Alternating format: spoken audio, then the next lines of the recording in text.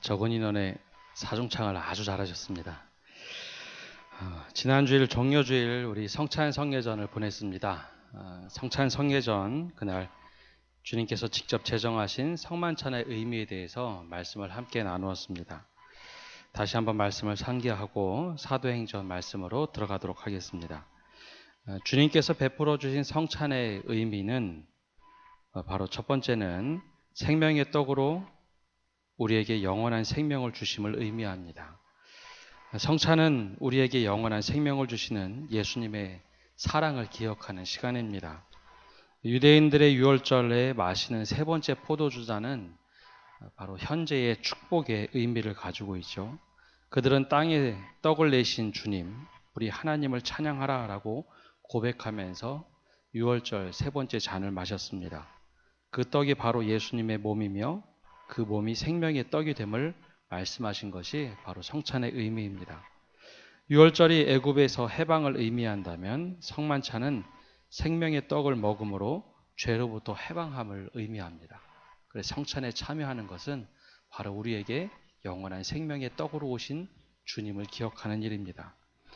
또한 예수님께서 베푸신 성찬의 의미는 예수님이 내 안에 들어와 살고 계심을 다시 한번 재현하는 시간입니다.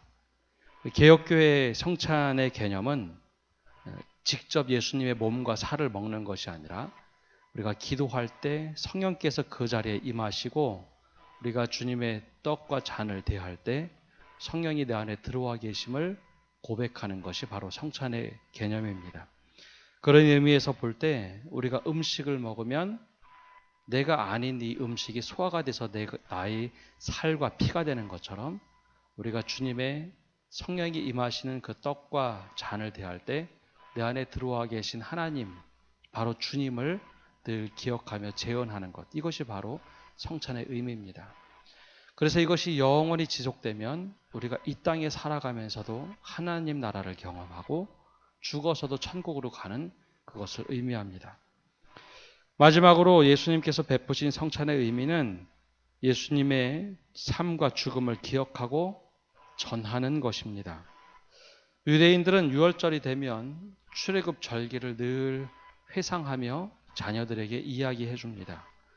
하나님께서 우리 조상을 이렇게 구원해 주셔서 지금 우리가 여기서 살고 있는 것이 감사한 일이다라는 것을 자녀들에게 이야기해 주죠. 예수님께서는 그 유월절에 성찬을 통해서 이제는 주님이 우리를 위해서 고난받으시고 죽으시고 부활하셨다라는 것을 이제는 증거하는 삶을 살라. 유대인들은 바로 유월절 절기, 출애굽을 이야기했다면 이제는 우리는 성찬을 대하면서 예수님께서 나를 위해서 죽으시고 부활하셨음을 증거하는 삶을 살라라는 의미에서 성찬을 우리들에게 제정하시고 베푸셨습니다. 우리가 너무 자주 잊고 살아갑니다. 말씀을 듣고 기억하면 좋겠지만 말씀은 보이지 않는 울림으로 우리 귀에 들려오고 머리로 이야기에 직접 몸으로 참여하는 이 성찬, 내가 몸으로 직접 체험하고 경험하는 성찬을 통해서 주님이 내 안에 들어와 계심을, 또한 우리가 주님을 증거할 수 있도록 베풀어 주신 제정, 예전이 바로 성찬입니다. 수요예배 나오시는 분들 대부분은 세례를 받으신 분들이라서 성찬에 참여하는 것으로 알고 있습니다. 바로 이 성찬을 참여하실 때 주님이 내 안에 들어와 계심을 늘 기억하며 영원까지 우리 안에 거하시며 우리가 주님과 동행하는 삶을 살게 해달라고 늘 기도하시는 우리 성도 되시기를 바랍니다. 이제 사도행전 4장의 말씀으로 들어가 봅니다. 사도행전 4장 바로 그 앞에 있던 역사를 보면 불과 몇 달 전만 하더라도 예수님을 십자가형으로 죽였던 종교 지도자들, 즉 제사장들과 바리새인, 사두개인들, 거짓 장로들이 모여서 모의를 꾸몄던 일이 벌어졌던 이야기들이 시작이 됩니다. 그때 그들은 거짓으로 소문을 퍼뜨리게 됩니다. 마태복음 28장 11절에서 15절 말씀을 보면 이렇게 돼 있죠. 여자들이 갈 때 경비 중 몇이 성에 들어가 모든 된 일을 대제사장들에게 알리니 그들이 장로들과 함께 모여 의논하고 군인들에게 돈을 많이 주며 이르되 너희는 말하기를 그의 제자들이 밤에 와서 우리가 잘 때에 그를 도둑질하여 갔다 하라. 만일 이 말이 총독에게 들리면 우리가 권하여 너희로 근심하지 않게 하리라 하니 군인들이 돈을 받고 가르친 대로 하였으니 이 말이 오늘날까지 유대인 가운데 두루 퍼지니라. 종교 지도자들은 이미 예상을 하고 있었습니다. 시신이 없어진다면 이렇게 대처하리라 하면서 그들이 모의한 것은 군인들에게 돈을 주어 제자들이 예수님의 시신을 탈취해 갔다라고 소문을 퍼뜨려라 라고 대비를 해놓았습니다. 그래서 15절의 말씀에 이 말이 오늘날까지 유대인 가운데 두루 퍼지니라 라는 이야기는 오늘날 즉 이 말씀을 받아본 사람들 적어도 주후 70년에서 60년 어간의 사람들 사이에 소문이 그렇게 퍼져 있다라는 것을 의미합니다. 그 당시 종교 지도자들은 예수님을 죽인다면 더 이상 그 공동체가 존재하지 않을 것이다 라고 생각을 했습니다. 그래서 예수님을 사형에 이르게 했고 또한 먼저 선수를 쳐서 예수님의 시신이 없어진 것을 알고 나서 예수의 부활은 거짓이다 라고 미리 소문을 퍼뜨렸죠. 그러나 이 소문이 무용지물이 된 것은 예수님의 제자들이 나가서 예수님이 부활하셨다라는 이야기뿐만 아니라 예수 그리스도의 이름으로 기적과 표적들을 보이고 말씀을 증거하기 시작하니 수많은 사람들이 예수님을 믿고 세례를 받고 초대교회가 시작되었다라는 것이죠. 이렇게 거짓을 퍼뜨리면 사라진다라고 생각했지만 진실이란 것은 어느 시간이 흘러가면 늘 고스란히 남아있는 것이 진실이기에 이 진실이 수면 밖으로 나온 것이죠. 아무리 거짓으로 포장을 한다고 할지라도 진실은 늘 겉으로 드러나게 되어 있습니다. 예수님의 부활을 증거하고 많은 사람들이 예수를 믿고 회개의 세례를 받으며 시작된 이 교회, 얼마 지나서 기도하기 위해 성전에 올라가던 베드로와 요한이 바로 안진뱅이를 고치면서 더 큰 일이 일어납니다. 수많은 사람들이 깜짝 놀라서 솔로몬의 행각에 모여들고 베드로는 그 기회를 잡고 말씀을 전하게 됩니다. 한참 오랜 시간 말씀을 전하고 있는데 오늘 말씀에 시작하는 것처럼 갑자기 제사장들과 성전 맡은 자, 사두개인들이 그 자리에 나타났습니다. 이 솔로몬의 행각이라는 것은 큰 예루살렘 이 성 울타리 안에 성전이 있고 그 옆에 있는 뜰을 말하는데 이 솔로몬의 행각에 있으면 그 주변에 어떤 일이 일어나는지 대제사장들 혹은 제사장들은 그것을 쉽게 보아 알 수 있었습니다. 즉 베드로가 오랫동안 말씀을 증거하자 제사장들과 그리고 성전 맡은 자들 그리고 여러 사람들 사두개인들이 그 자리에 나타났습니다. 1절 말씀을 보면 이렇게 기록되어 있죠. 사도들이 백성에게 말할 때에 제사장들과 성전 맡은 자와 사두개인들이 이르렀다. 이 사람들, 세 부류의 사람들은 굉장히 당황했습니다. 자신들의 권위에 도전했던 예수라는 사람을 죽음에 이르도록 하면 모든 것이 끝날 것이다 라고 예상을 했는데 아니요, 오히려 조직이 강화가 됐습니다. 예수 믿는 제자들이 오히려 복음을 증거하기 시작을 했습니다. 불과 몇 개월 전에 일어난 일인데 완전히 무너져야 하는데 무너지지 않고 오히려 갑자기 더 많은 사람들이 예수를 믿겠다 조직이 형성된 것, 즉 교회가 형성된 것을 보고 당황했습니다. 더군다나 오늘 말씀에 나오는 것처럼 유독 사두개인들은 긴장을 하는 모습이 역력해 보입니다. 왜 그렇게 사두개인들이 사도들이 복음 전하는 것에 대하여 긴장하고 모였을까라는 겁니다. 이 사두개인이라는 사람들은 사독의 후예들을 말합니다.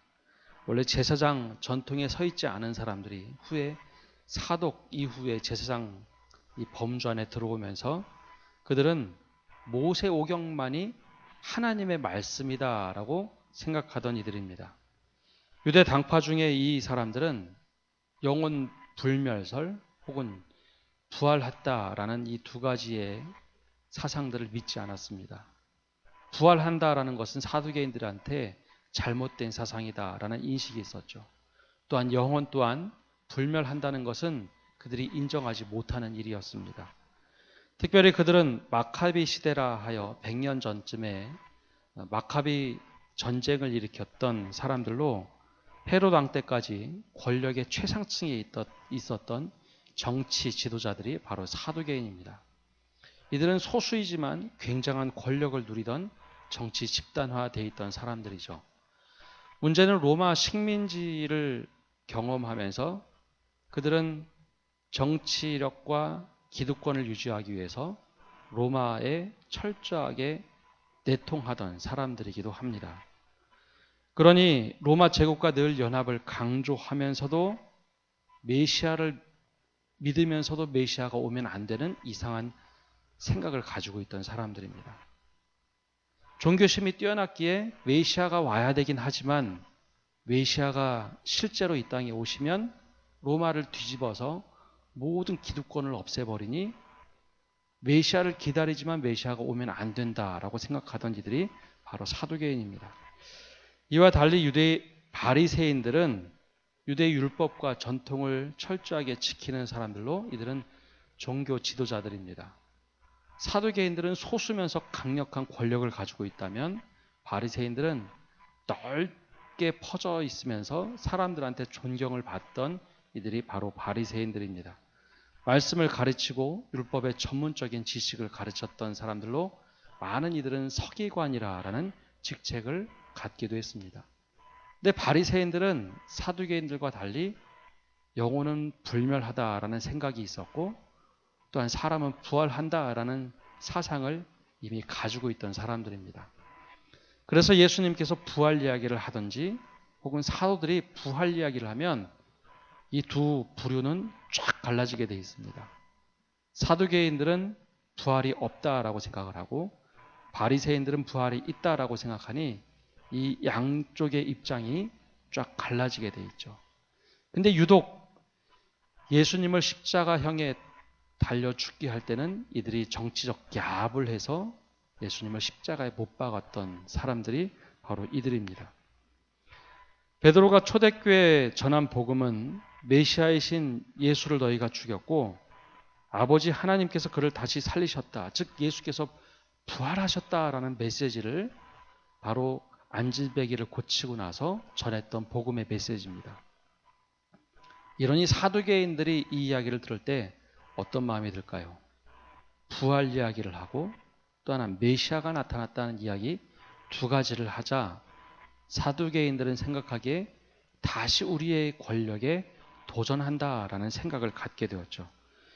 그래서 이들은 권력의 핵심층을 이루고 있었던 그 기득권을 놓지 않기 위해서 다시 모이기 시작합니다. 굉장히 흥분하고 안절부절하지 못하면서 베드로가 말씀을 다 전하기 전에 그 자리로 몰려들었습니다. 그래서 오늘 말씀에는 아주 정확하게 그 부리를 이렇게 기록하고 있죠. 제사장들, 성전 맡은 자, 사두개인. 이 제사장들 대부분은 사두개인으로 이루어졌습니다.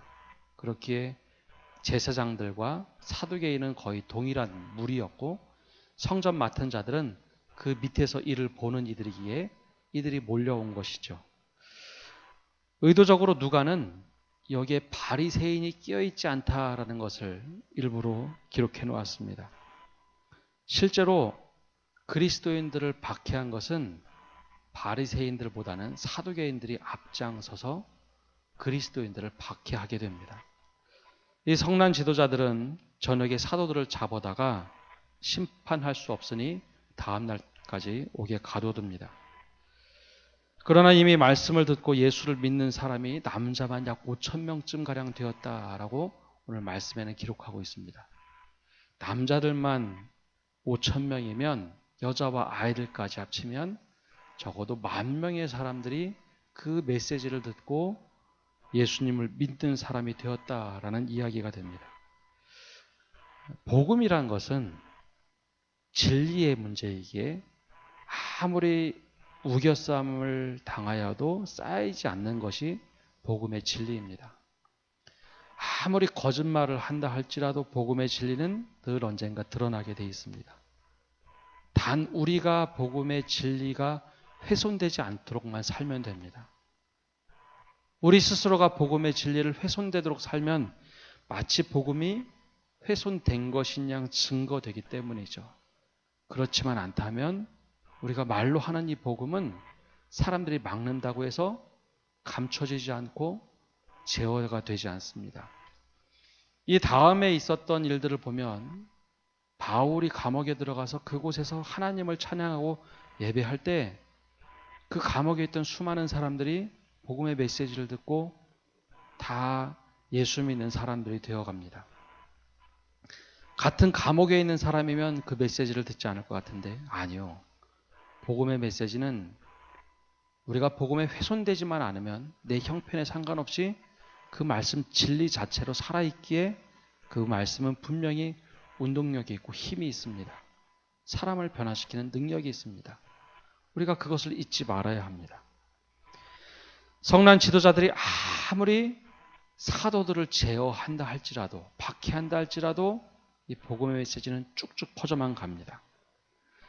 다음날 아침 일찍 사람들이 다시 모였습니다.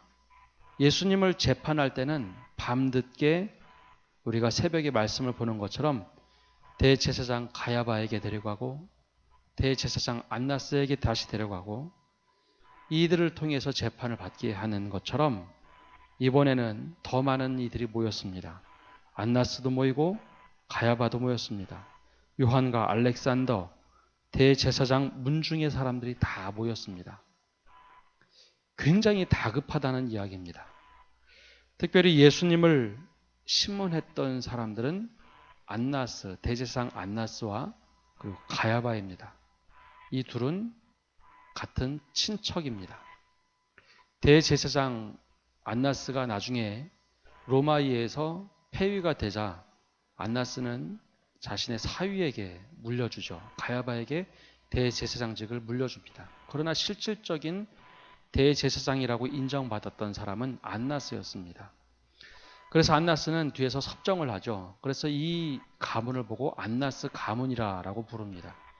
실제로 예수님을 십자가형에 처했던 인물이 바로 안나스였습니다. 가야바는 직접 판결을 내리지 못하자 안나스에게 한번 보냈다가 다시 와서 본인이 최종 판결을 내리지만 실질적으로 뒤에서 섭정을 했던 것은 안나스입니다. 이번에도 역시 안나스가 함께 모였습니다. 안나스가 제일 먼저 이름이 나오고 가야바, 요한, 알렉산더와 대제사장 문중이 다 모였다고 합니다. 즉 사내들인 공회가 모였습니다. 그런데 이 베드로가 원래 본디 직업이 뭐였죠? 어부입니다.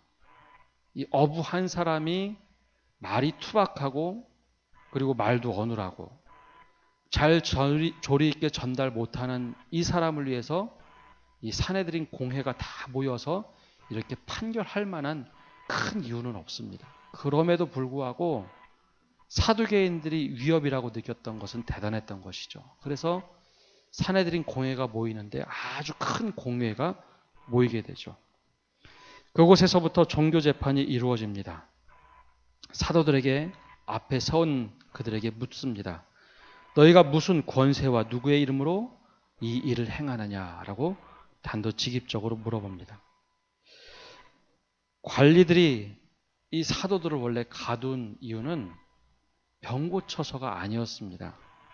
진짜 묻고 싶은 질문은 너희가 누구의 이름으로 이 일을 하고 있느냐라는 것을 묻고 싶었던 것이죠. 조금 쉽게 표현해보면 너희 같은 하찮은 자들이 무슨 자격으로 누가 시켜서 이 일을 했는가, 배우가 누구인가라는 것을 물어봅니다. 실제로 예수님께 이들이 질문할 때도 이런 질문을 한 적이 있습니다. 예수님께서 귀신을 쫓아내셨을 때 그렇게 질문하죠. 귀신의 왕인 바알세불의 힘을 얻은 것이 아니냐라고 예수님을 공격한 일이 있습니다. 예수가 메시아가 아니라 바알세불이란 귀신이 들려서 이런 일을 행한다라는 것이죠. 그것과 똑같은 질문입니다. 너희가 무슨 권세로 누구의 이름으로 이런 일을 행하느냐라는 질문이었죠. 베드로는 예수님의 가르침이 떠올랐을 겁니다. 마태복음 10장에 보면 예수님께서 미리 예언으로 이런 말씀을 하십니다. 또 너희가 나로 말미암아 총독들과 임금들 앞에 끌려가리니 이는 그들과 이방인들에게 증거가 되게 하려 하심이라. 너희를 넘겨줄 때에 어떻게 또는 무엇을 말할까 염려하지 말라. 그때 너희에게 할 말을 주시리니 말하는 이는 너희가 아니라 너희 속에서 말씀하시는 이 곧 너희 아버지의 성령이시니라. 오래전에 예수님께서 여러 번 들려주셨던 이 말씀, 아마 베드로에게는 이 말씀이 떠올려졌을 겁니다. 누가도 베드로의 모습을 보고 이렇게 이야기를 합니다. 이에 베드로가 성령에 충만하여 이르되 백성의 관리들과 장로들아. 베드로가 감히 저렇게 얘기할 수 있는 것은 성령으로 충만해서 저렇게 이야기할 수 있었다라고 누가는 베드로의 모습을 성령에 충만했다라고 기록합니다. 아까 말씀드린 대로 베드로는 어부 출신입니다. 배운 것이 많지 않고 말투도 투박하고 어눌하고 거친 표현이 많은 사람입니다. 논리정연하게 이야기하기 어려운 시골 갈릴리 출신 어부 베드로죠. 살기 등등한 관리들과 장로들 앞에서 주눅들만도 한데 전혀 주눅이 들지 않았습니다. 이들이 누구입니까? 불과 얼마 전에, 몇 개월 전에 예수님을 십자가형에 사형 언도를 내렸던 사람들 아닙니까? 사실 얼마나 객관적으로 두렵겠습니까? 너무나 두려워서 베드로가 도망갔던 사람인데 이번에는 굉장히 당당한 모습으로 관리들과 그리고 제사장들에게 예의를 표하며 이야기합니다. 백성의 관리들과 장로들아 라고 하면서 이렇게 이야기를 하죠. 9절부터 그가 얘기합니다. 만일 병자에게 행한 착한 일에 대하여 이 사람이 어떻게 구원을 받았느냐고 오늘 우리에게 질문한다면 너희와 모든 이스라엘 백성들은 알라. 너희가 십자가에 못 박고 하나님이 죽은 자 가운데서 살리신 나사렛 예수 그리스도의 이름이 이 사람이 건강하게 되어 너희 앞에 섰느니라. 이 예수는 너희 건축자들의 버린 돌로서 집 모퉁이의 머릿돌이 되었느니라. 다른 이로서는 구원을 받을 수 없나니 천하 사람 중에 구원을 받을 만한 다른 이름을 우리에게 주신 일이 없음이라 하였더라. 베드로가 이야기한 것은 다른 이야기가 아닙니다. 나사렛 예수 그리스도의 이름으로 우리가 이 일을 행했다라는 겁니다. 이 사람이 건강하게 된 것은 나사렛 예수 그리스도의 이름으로 건강하게 되었다라고 이야기하며 이 일을 위해서 너희 앞에 섰다라고 이야기하죠. 예전에 예수님께서 말씀하셨던 일, 너희가 제사장들과 총독 앞에 서거든 그때 증언을 하라 했던 것처럼 바로 예수 그리스도의 이름을 바로 증언으로 고스란히 하고 있습니다. 베드로는 구구절절히 부연 설명을 하지 않습니다. 말 그대로 예수 그리스도의 이름이 우리에게 이 일을 행하였다라고 얘기합니다. 그러면서 우리가 잘 알고 있는 예수님의 이야기를 그대로 전합니다. 너희 건축자들의 버린 돌로 예수님을 취급했지만 너희들은 버렸지만 집 모퉁이의 머릿돌이 스스로 되셨다. 너희들은 버렸지만 그 모퉁이 돌이 굴러와서 집의 모퉁이 돌이 되셨다라고 이야기합니다. 그러면서 다른 이로서는 구원을 받을 수 없나니 천하 사람 중에 구원을 받을 만한 다른 이름을 우리에게 주신 일이 없다라고 이야기를 하죠. 본디 복음이란 것은 설명하는 것이 아닙니다. 복음은 그 자체로 힘이 있기에 이야기로서 전달이 되면 다입니다. 이번 주 주일에도 말씀을 전할 때 그 이야기를 하겠지만 예수님의 죽음과 부활 사건에 있어서는 설명이 따로 없습니다. 그 이야기를 쭉 들려주죠. 사복음서 동일하게 예수님의 부활 사건은 부활하셨다 그 이야기를 하지 않고 부활에 있던 정황을 그대로 이야기를 풀어갑니다. 따로 부연 설명을 하지 않습니다. 사람들의 정서, 느낌을 그냥 이야기를 쭉 풀어갑니다. 그런데도 그 안에 힘이 있습니다. 왜냐하면 부활 사건 자체에 의미가 있기 때문입니다. 성경의 사복음서는 굳이 설명을 거의 하지 않습니다. 다 이야기로 들려줍니다. 요즘에 많은 학자들이 이야기하는 내러티브라는 이야기죠. 스토리텔링으로 이야기하면 사람들은 그 머릿속에 그 이야기를 가지고 삶 속에서 적용하고 해석한다라는 이야기입니다. 사도 바울은 조금 다릅니다. 사도 바울은 이야기를 할 때 이야기를 쭉 풀어가는 것이 아니라 교리적인 설명을 합니다.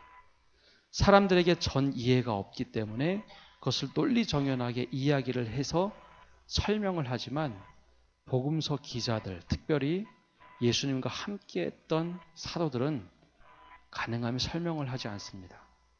이야기를 그냥 들려줄 뿐입니다. 제가 수요일날 강해 설교를 할 때는 가능하면 이야기를 이야기합니다.